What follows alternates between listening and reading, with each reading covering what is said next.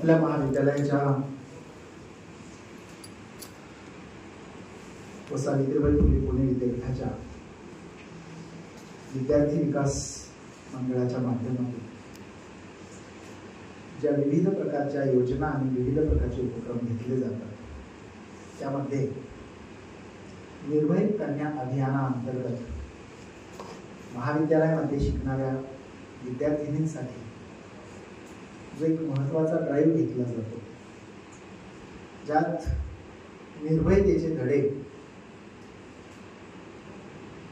देण्याचं काम केलं जातं आणि त्याचाच एक भाग म्हणून आज त्या निर्भय कन्या योजनेअंतर्गत आपल्या विभागाचे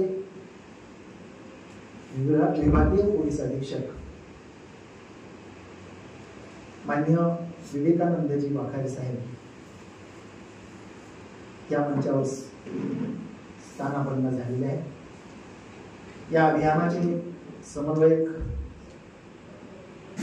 doctor Sagar Shinde sir, Sonawane sir, Kshirsagar sir, Kale madam आणि माझ्या सहकारी प्राध्यापक बंधू भगिनी आणि विद्यार्थिनी भगिनी।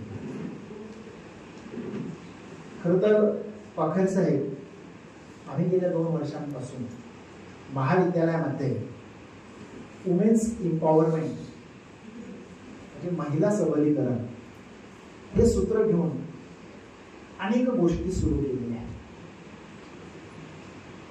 आज दादा पाटील महाविद्यालयाच्या एकूण विद्यार्थी संख्येच्या प्रमाणाचा विचार केला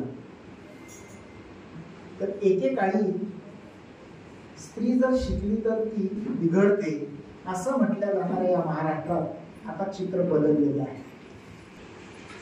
महाविद्यालयात शिकणाऱ्या विद्यार्थ्यांच्या प्रमाणाचा विचार केला तर 70-30चं प्रमाण आज झालेलं दिसत आहे। म्हणजे 70% मुली शिकतायत आणि 30% मुलं शिकतायत। ही खरं तर एक नवीन जी काही क्रांती झालेली आहे, नवीन जे परिवर्तन झालेलं आहे आणि महिला सबलीकरणाचं जे वारं संपूर्ण जगभर आता खेळत आहे त्याचं हे सगळं चिन्ह असल्याचं आपल्याला दिसतं। अगदी प्रारंभापासून याच्यावर सातत्यानं काम केलेलं आहे। म्हणजे माननीय शरदचंद्रजी पवार साहेब हे ज्यावेळी या संस्थेचे अध्यक्ष झाले त्यावेळी त्यांनी पहिल्या अध्यक्षीय मनोगतामधून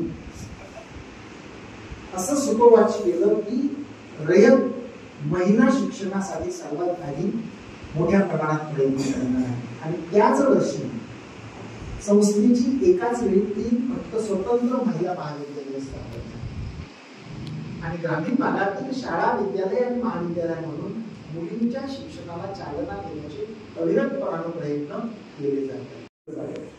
सातत्यानं म्हणजे जन्मल्यापासूनच सातत्यानं सांगितलं जातं की तू मुलगी आहेस, तू मुलगी आहेस आणि तू मुलगी आहेस आणि मुलगी असल्याचा न्यूनगंड सातत्यानं तिच्या मनात पेरला जातो। त्या पद्धतीच्या प्रथा, परंपरा, व्रत, वैकल्य ह्या सगळ्या गोष्टी अवतीभोवती चाललेल्या असतात आणि भारतीय राज्यघटनेनं खरं तर मुलींच्या संरक्षणासाठी खूप चांगले चांगले आणि विधायक असे कायदे केलेले असताना सुद्धा फक्त त्याचं नसलेलं ज्ञान आणि त्याच्यातून त्यांच्या मनामध्ये निर्माण झालेली भीतीची भावना आणि त्यातून मग त्यावेळी बाहेरच्या जगामध्ये काही विपरीत घटना घडतात त्यावेळी ह्या मुली केवळ सांस्कृतिक दडपणामुळे, सामाजिक दडपणामुळे आणि कायद्याच्या अज्ञानामुळे ते सहन करत राहतात आणि सहन करत करत शेवटी त्यांना पराभव पत्करावा लागतो। या सगळ्या बाबतीमध्ये जी काही आडपडदे असतात ते दूर व्हावे म्हणून निर्भय कन्या अभियानाच्या या योजनेच्या अंतर्गत आपण त्यांचं सातत्यानं प्रबोधन करत असतो। वर्षातून 3 वेळा या अंतर्गत कायदेविषयक असेल, आरोग्यविषयक असेल अशा पद्धतीचं मार्गदर्शन त्यांच्यासाठी वेगवेगळ्या वेळी केलं जातं। पण त्याच्या पलीकडे जो महाविद्यालयानं मागच्या वर्षापासून 5-7 ड्राईव्ह असे सुरू केलेले आहेत की जे फक्त वुमेन्स एम्पॉवरमेंटचाच त्याच्यामध्ये बोलबाला दिसेल।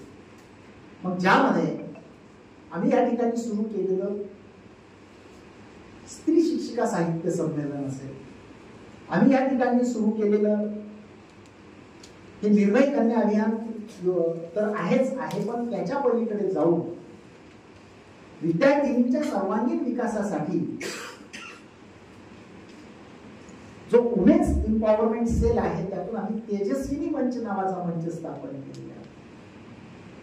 एवढंच नव्हे तर आता संक्रांतीच्या पार्श्वभूमीवर आम्ही गंगा भागीरथी सन्मान समारंभ घेतो आहोत की ज्या स्त्रियांना या समाज व्यवस्थेमध्ये वैधव्याचं जीवन वाट्याला आलेलं असतं आणि त्याच्यामुळे सन्मान नसतो, प्रतिष्ठा नसते, अशा स्त्रियांना आम्ही या ठिकाणी सन्मानित करणार आहोत. त्याचबरोबरीनं वीरमाता वीरपत्नी यांचा सन्मान सोहळा या ठिकाणी आम्ही करतो आहोत. अशा ज्या वेगवेगळ्या गोष्टी या महाविद्यालयामध्ये राबविल्या जातात त्या स्त्रीला तू स्त्री आहेस याची जी सातत्यानं किंवा मुलगी आहेस याची जी सातत्यानं जाणीव करून दिली जाते आणि न्यूनगंड जो मनामध्ये निर्माण होतोय तो दूर व्हावा यासाठी हे केलं जातं. आज आपण या कायद्याच्या ज्ञानाचे पाठ त्यांना देणारच आहात. त्यातून त्यांना निश्चितपणानं काहीतरी एक नवा दृष्टिकोन मिळणार आहे याची मला खात्री आहे.